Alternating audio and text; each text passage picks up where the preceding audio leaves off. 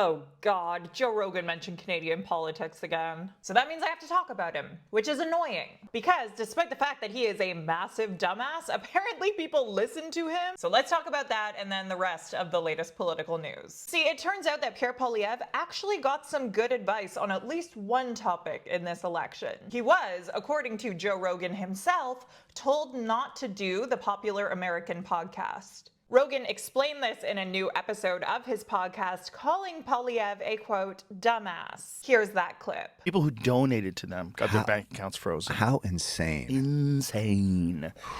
And then that same party just won again. Good job, Canada. Oh, my God. If they didn't have good bear hunting, I would never go there. I do have to say, I offered to have that Pierre guy come on the podcast. Really? He didn't do it. Wouldn't do it. Thought it was too problematic. Or whatever. Jordan told me, I forget what he said, but they were telling him not to do it. Like his advisors were telling him not to do it. Hey, dumbass. If they can't talk to you. Yeah. Another interesting thing that I think is very revealing about these right-wing interviews, these guys who claim to be all about free speech, is the next thing that Rogan said. I'll play you the clip and then I'll tell you why it's a huge red flag. Hey, dumbass. If they can't talk to you and have a conversation hold up, you're not grilling people, you're not attacking people. Of course not. This is like a safe, the friend zone type thing. It's like, no.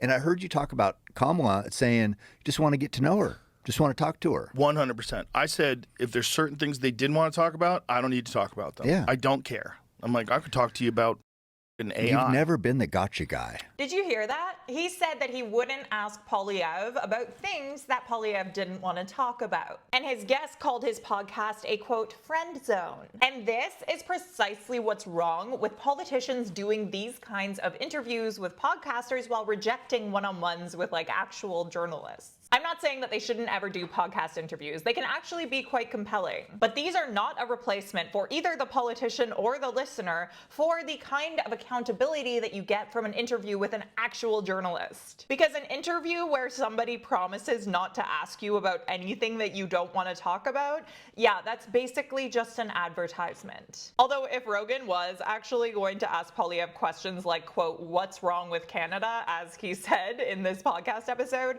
that probably wouldn't have been too great optically for Poilievre at a time when Trump is attacking our sovereignty. But whatever the reason for not doing the interview, I think it was a good thing that he didn't do it. If only because, selfishly, having to sit through that Jordan Peterson interview with Pierre Poilievre really tested my sanity. And I think one with Rogan might genuinely break it. Speaking of right-wing media, I wanted to mention another thing I noticed this week that I found very revealing. A bunch of popular right-wing accounts that like to brand themselves as patriotic made it pretty clear that when it comes down to choosing between being patriotic and being pro-right-wing ideology, they ditch the patriotism pretty fast. Take Canada Proud, which calls itself Canada Proud, who did all these posts implying that Carney could be out of his depth and saying he was like squirming while Trump was talking. Or Juno News' Candace Malcolm, who once posted, "It is our job to defend Canada." Here she is posting that Trump walked all over Carney during that meeting. Or online content creator Jasmine Lane, who actually did one of the very few one-on-ones with Pierre Poilievre during the election campaign,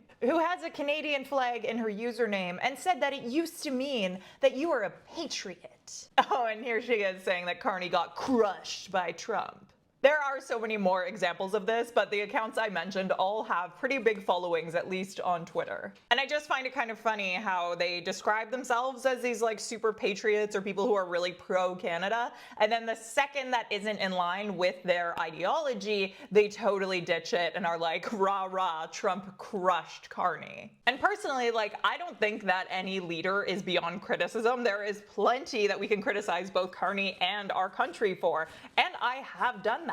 For the record, he still hasn't said a word about Israel's latest plan to ethnically cleanse Gaza. But the broad consensus here has been that Carney handled his meeting with Trump just fine and managed to avoid any major disasters. But these guys can't even put aside their ideology for like 1 second and unite as Canadians to say, yeah, this actually wasn't as bad as it could have been. And they are the ones who call themselves proud Canadians and patriots and whatnot, not me. So I thought that was funny and ridiculous, and I just wanted to point it out. Meanwhile, on the topic of that meeting, CBC's JP Tasker had some reporting out today about what Trump and Carney actually talked about in their closed-door meeting. And while I haven't personally independently confirmed this reporting, so you really should go and read the whole story, apparently the senior official who spoke to JP Tasker also spoke to several other reporters who were traveling with the Prime Minister. This article describes a smooth lunch where the two largely got along. But Carney did raise the issue of tariffs and told Trump that those have to be lifted for there to be a new trading deal between our countries. The official also confirmed what Carney also confirmed yesterday in his post-luncheon press conference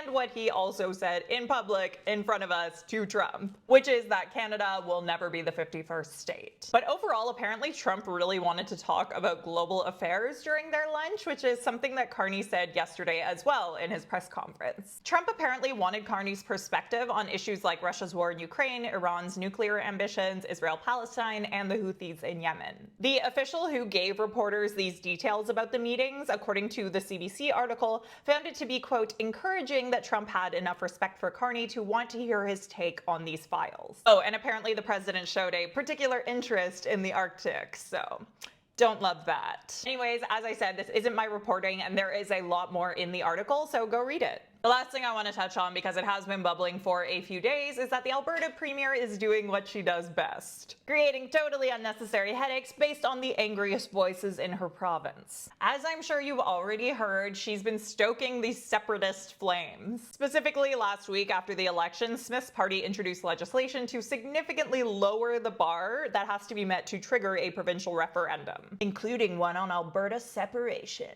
Which is why chiefs from more than a dozen First Nations across Alberta have had to speak out because they have treaties with the Crown that predate the creation of the province of Alberta. So obviously they're condemning this separatist talk. Because of that and so many other reasons, this is an incredibly stupid and dangerous idea for the Premier to be pouring gasoline on. And hot take here, but there's something really gross about how dudes like Preston Manning set the stage for this by saying that if Mark Carney wins, then separatist talk in Alberta is going to explode. Meanwhile, only 1 in 4 Albertans even support the idea of separating. It is a non-starter, and while there are, like with every single province, regional issues that deserve to be discussed and respected, a lot of this just sounds like a small group of people deciding that because they didn't get their way in the election, they want to have an expensive temper tantrum over it. Referenda aren't cheap. And Danielle Smith, rather than being an adult in the room, is indulging their anger like a pushover parent whose kid lost a video game and now they want to smash the entire PS5.